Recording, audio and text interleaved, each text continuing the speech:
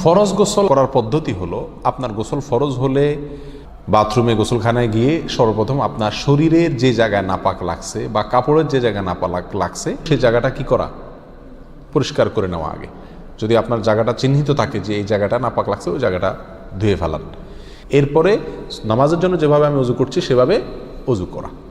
এরপরে অজু করা, হাতের কবজি ধোয়া, এরপরে কুলি করা, নাকে পানি দেওয়া, মুখ ধোয়া, হাতের কোণে পর্যন্ত ধোয়া, মাথা মাসা করা, এরকম অজু করা।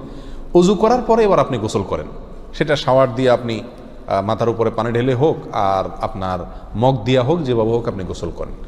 গোসল করা শেষ হয়ে গেলে, গোসল করে যখন বের হয়ে যাবেন, তখন যাওয়ার আগ দিয়া ওই যে পাও ধোয়া বাকি আছে হুজুর, যাওয়ার আগ দিয়া পায়ের ওখানে পানি ঢেলে টাকনো পর্যন্ত পাও ধুয়ে ফেললেন, বাস গোসল হয়ে গেল।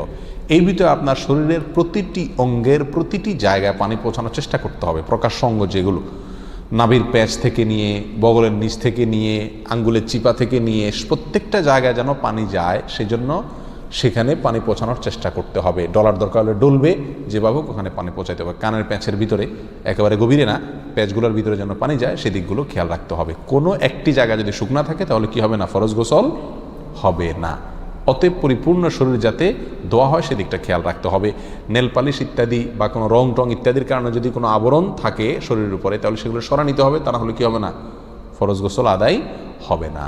কথা, প্রথমে শরীর এবং কাপড় থেকে নাপাকগুলো ধুয়ে নেব, এরপরে অজু করব পূর্ণাঙ্গভাবে, পাও ধোয়া বাদে, এরপরে গোসল করব। আর বের হওয়ার সময় দোনো পাও টাকনো পর্যন্ত ধুয়ে তারপর বের হয়ে যাব। এই গোসলের সাথে আমার অজু হয়ে গেল। এই গোসলের পরে আর কি করার দরকার নাই, অজু করার দরকার নাই। অনেকে গোসলের পরে অজু করেন, এটা কোনো প্রয়োজন নাই। তবে কেউ যদি গোসল করা অবস্থায় তার পেশাব চলে আসে, অনেকে আছে পানির স্পর্শ লাগলে পেশাব বেশি আসে, তো গোসল করা অবস্থায় যদি তিনি পেশাব করে দেন বা অজুভঙ্গের কোনো কারণ তার ভিতরে আসে, তার বায়ু ছাড়লেন, তাহলে তো সেক্ষেত্রে অজু যেটা শুরুতে করছিল ওইটুক তো আর নাই। তাহলে তাকে আবার কি করতে হবে, নতুন করে গোসলের পরে অজু করতে হবে। এ হলো মোটামুটি ফরজ গোসলের পদ্ধতি।